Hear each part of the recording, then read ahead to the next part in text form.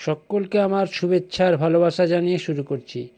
আজ তোমাদের সঙ্গে প্রশ্নোত্তর নিয়ে আলোচনা করব। বাঘাযতীন পৃথ্বীন্দ্রনাথ মুখোপাধ্যায়, বাঘাযতীন পৃথ্বীন্দ্রনাথ মুখোপাধ্যায়ের লেখা সেই বাঘাযতীনের প্রশ্নোত্তর নিয়ে আলোচনা করব। তার আগে পৃথ্বীন্দ্রনাথ মুখোপাধ্যায় সম্পর্কে কিছু কথা। বাঘাযতীনের পৌত্র পৃথ্বীন্দ্রনাথ মুখোপাধ্যায় পণ্ডিচেরির অরবিন্দ আশ্রম থেকে শিক্ষা গ্রহণ করেন। তিনি দীর্ঘকাল সমাজ ও ইতিহাসের গবেষক হিসাবে কাজ করেছেন। পুরোধা নামক কিশোর পত্রিকার তিনি প্রতিষ্ঠাতা সম্পাদক। গবেষণা ও সাংবাদিকতা সূত্রে বহুদিন বিদেশে ছিলেন। তিনি বাঘাযতীন বিষয়ক একাধিক বইয়ের লেখক। তাঁর অন্যান্য আরও কয়েকটি বই হল সমসাময়িকের চোখে শ্রী অরবিন্দ, আলোর চকর প্রভৃতি। এই ছিল পৃথ্বীন্দ্রনাথ মুখোপাধ্যায়ের সম্পর্কে কিছু কথা। এরপরে চলে যাই শব্দার্থ। মূঢ় মানে মাথা, বজ্রমুষ্টি মানে শক্ত মুঠি, শিবরাত্রির সলতে মানে একমাত্র অবলম্বন, বৃত্তান্ত মানে বিবরণ, তালিম মানে শিক্ষা বা অনুশীলন, খাসা মানে চমৎকার, তাগড়া মানে বলিষ্ঠ, কসরত মানে কৌশল বা কায়দা, সাগরেদ মানে শিষ্য, সওয়ার মানে আরোহী, শিলাইদা মানে শিলাইদহর কথ্যরূপ। বাংলাদেশের এটি প্রসিদ্ধ স্থান।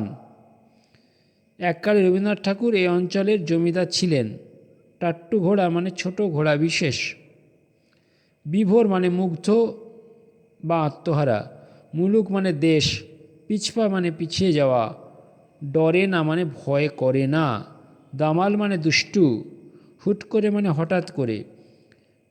সাজোয়ান প্রজা মানে এখানে পালোয়ান অর্থে ব্যবহৃত। পংক্তি ভোজন মানে এক সারিতে বসে খাওয়া। চাঁড়াল মানে চণ্ডাল শব্দের কথ্য রূপ। ঠিক আছে, এই গেল শব্দার্থ। এবার হচ্ছে প্রশ্নোত্তরের পালা। 1 নম্বর মানে 1-এর দাগের প্রশ্ন। পৃথ্বীন্দ্রনাথ মুখোপাধ্যায় কার পৌত্র? না, পৃথ্বীন্দ্রনাথ মুখোপাধ্যায় বাঘাযতীনের পৌত্র। তাঁর লেখা একটি বইয়ের নাম লেখো। তাঁর লেখা একটি বইয়ের নাম হলো সমসাময়িকদের চোখে শ্রী অরবিন্দ। 3-এর দাগ। দহ পরিবর্তিত হয়ে দা হওয়ার নিয়ম অনুযায়ী নিচের নামগুলির পরিবর্তিত রূপ। শিয়ালদহ থেকে শিয়ালদা, বেলদহ থেকে বেলদা, খড়দহ থেকে খড়দা। এরকম আরও 2টি জানা শব্দ, মালদহ থেকে মালদা আর চাকদহ থেকে চাকদা। জ্যোতিকে মা যে গল্প শোনান, কোন গল্প শোনান? না, রামায়ণ মহাভারতের গল্প, রানা প্রতাপের গল্প, শিবাজির গল্প, ঝাঁসি রানীর গল্প ইত্যাদি। তাহলে এগুলো গেল গল্প। নিচের 2টি স্তম্ভের শব্দগুলোকে বিপরীত শব্দ অনুযায়ী মেলাও। মানে বাম স্তম্ভের সঙ্গে ডান স্তম্ভের সঠিক বিপরীত মেলাতে হবে। আচ্ছা, শেষ হচ্ছে বিপরীত শব্দ শুরু।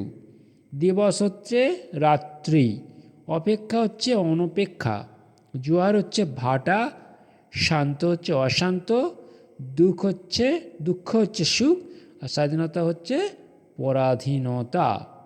এই গেল 5-এর দাগের প্রশ্নোত্তর। তাহলে এবার 5-এর দাগের পরে হচ্ছে 6-এর দাগের প্রশ্ন। জ্যোতি যে যে চরিত্রে অভিনয় করতে ভালোবাসে সেগুলির নাম লেখো। জ্যোতি যে যে চরিত্রে ভালোবাসে সেগুলো হচ্ছে যে পৌরাণিক চরিত্রগুলো। যেমন পৌরাণিক চরিত্রগুলোর মধ্যে হচ্ছে যে ওই যে সমস্ত চরিত্রগুলো আছে পৌরাণিক, নিমাই, তারপরে আরও যে সমস্ত চরিত্রগুলো আছে সেই সব চরিত্রে অভিনয় করতে ভালোবাসেন জ্যোতি। ঠিক আছে, এরপরে চলে যাই সোজা 8-এর দাগের প্রশ্ন। ঠিক আছে, 8-এর দাগের প্রশ্নে কি আছে? না, স্কুলের বাগানে বড় কাঁঠাল পেকেছে। এখানে পাকা ক্রিয়াপদটি যে অর্থে ব্যবহৃত হয়েছে সে অর্থ ছাড়া তোমরা আর কি কি অর্থ অর্থে ব্যবহার করতে পারো এই পাকাটাকে। পাকা মানে হচ্ছে দক্ষ অথবা অভিজ্ঞ অর্থে। তিনি হিসাবের কাজে খুবই পাকা লোক। তারপর এটা হচ্ছে স্থায়ী বা পোক্ত অর্থে। দলিলটি করার পর একবার পাকা কথা হলো। চুল পাকার ক্ষেত্রে মানে বয়স হয়, ঠাকুরমার মাথার সব চুল পেকে গেছে।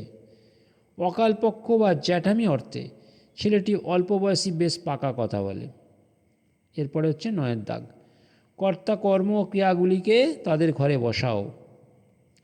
বাক্যগুলিতে কর্তা যে কাজ করে, কর্ম যাকে আশ্রয় করে কাজ হয় এবং ক্রিয়া যার দ্বারা কাজ হয় বোঝায়, আলাদা করে নিচে সাজানো হলো। একটি টাট্টু ঘোড়া কিনে দিলেন মামা।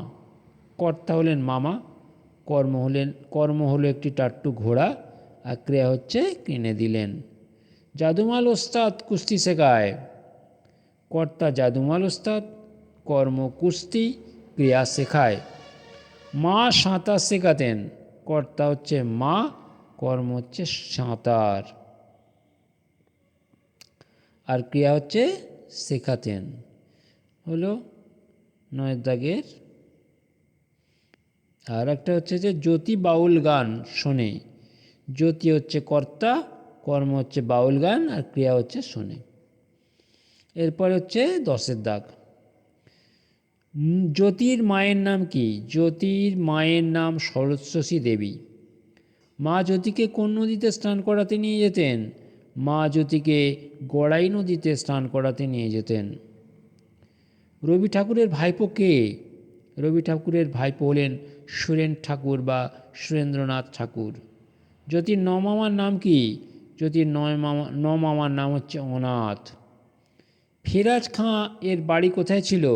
ফিরাজ খাঁয়ের বাড়ি ছিল উত্তর পশ্চিম সীমান্ত প্রদেশে। জ্যোতির বড় মামার পেশা কী ছিল? জ্যোতির বড় মামা বসন্ত কুমারের পেশা ছিল উকালতি। তিনি কৃষ্ণনগরে ওকালতি করতেন। জ্যোতি কোন স্কুলে ভর্তি হয়েছিল? জ্যোতি কৃষ্ণনগরের অ্যাংলো ভার্নাকুলার হাই স্কুলে ভর্তি হয়েছিল। 1893 সালে জ্যোতির বয়স ছিল কত? 1886 সালে জ্যোতির বয়স ছিল 7 বছর। না, 1893 সালে জ্যোতির বয়স ছিল 14 বছর। সরি, তাহলে 1893 সালে জ্যোতির বয়স ছিল 14 বছর। হলো। এরপরে হচ্ছে 11 দাগ, জ্যোতি কিভাবে সাঁতার শিখেছিল? জ্যোতির মা তাকে সাঁতার শিখিয়েছিলেন। তিনি জ্যোতির কোমরের শাড়ির এক মুড়ো বেঁধে আর অন্য মুড়োটি নিজের বজ্রমুষ্টিতে ধরে তাকে ভরা জোয়ারের গড়াই নদীর উত্তাল জলে ছুঁড়ে ফেলে দিতেন। ঢেউয়ের মধ্যে যখন জ্যোতি ক্লান্ত হয়ে পড়ত তখন তার মা তীরের বেগে এগিয়ে গিয়ে তাকে জল থেকে তুলে নিতেন। এইভাবে অত্যন্ত সাহসের সাথে জ্যোতি সাঁতার শিখেছিল এবং বিপদকে তুচ্ছ করতে অভ্যস্ত হয়েছিল। কৃষ্ণনগর স্কুলে জ্যোতির কাঁঠাল পাড়ার কাহিনীটি বর্ণনা করো। স্কুলের বাগানে বড় কাঁঠাল পাকলে হেডমাস্টারমশাইয়ের ভয়ে কোনো সহপাঠী তা পাড়ার সাহস পাচ্ছিল না। জ্যোতি বুদ্ধি খাটিয়ে বন্ধুদের কানে কানে বলে দিল স্কুল ছুটির পর অপেক্ষা করতে। স্কুল ভাঙলে বন্ধুদের নিয়ে গাছ থেকে পাকা কাঁঠাল পেড়ে তারা মহা আনন্দে ভোজ লাগায়। পরদিন ক্লাসে হেডমাস্টারমশাই চুরির অপরাধী খোঁজেন। কেউ স্বীকার না করলেও জ্যোতি সাহসের সাথে নিজে থেকে এগিয়ে এসে সত্য কথাটি জানায়। সে যুক্তি দেয় যে স্কুলের গাছ তাদেরই, তাই ফল পেড়ে খাওয়াকে সে চুরি বলে মনে করে না। জ্যোতির এই স্পষ্টবাদিতা ও নির্ভীকতায় হেডমাস্টারমশাই মুগ্ধ হন। কৃষ্ণনগরে জ্যোতি কীভাবে একটি শিশুকে বাঁচিয়েছিল সেই কাহিনীটি লেখো। একদিন কৃষ্ণনগরের বাজারে জ্যোতি যখন কাগজ পেন্সিল কিনছিল তখন রাস্তায় একটি পাগলা ঘোড়া ছুটে আসায় চারিদিকে হুলস্থুল পড়ে যায়। সবাই ভয়ে পালালেও একটি শিশু রাস্তার মাঝখানে দাঁড়িয়ে কাঁদছিল। জ্যোতি এক লাফে রাস্তায় নেমে শিশুটি ও ঘোড়াটির মাঝখানে চলে যায়। ঘোড়াটি একদম কাছে চলে এলে সে তীরের বেগে ঝাঁপিয়ে পড়ে ঘোড়ার কেশর চেপে ধরে এবং তার পিঠে চেপে বসে। এরপর অত্যন্ত শান্ত ভঙ্গিতে ঘোড়াটির গায়ে গলায় হাত বুলিয়ে আদর করতেই ঘোড়াটি শান্ত হয়ে পড়ে। এইভাবে জ্যোতি শিশুটির প্রাণ বাঁচায়। জ্যোতির জীবনে তার মা ও দিদির ভূমিকার কথা লেখো। জ্যোতির জীবনে তার মা ছিলেন সাহস ও শক্তির উৎস, যিনি তাকে উত্তাল নদীতে ফেলে নির্ভীকভাবে সাঁতার শিখিয়েছিলেন এবং বিপদকে তুচ্ছ করতে শিখিয়েছিলেন। রাতের বেলায় জ্যোতি তার দিদি বিনোদবালার সাথে মায়ের কোলে শুয়ে রামায়ণ, মহাভারত, পুরাণ এবং রানা প্রতাপ, শিবাজি, সীতারাম রায়ের মতো বীরদের কাহিনী শুনত, যা তার মনে গভীর দেশপ্রেম ও বীরত্বের ভাব জাগিয়ে তুলেছিল। পরের প্রশ্ন, পাঠ্যাংশে জ্যোতির জীবনে তার মামাদের প্রভাব কেমন ছিল? জ্যোতির জীবনে তার মামার বাড়ি পরিবেশের গভীর প্রভাব ছিল।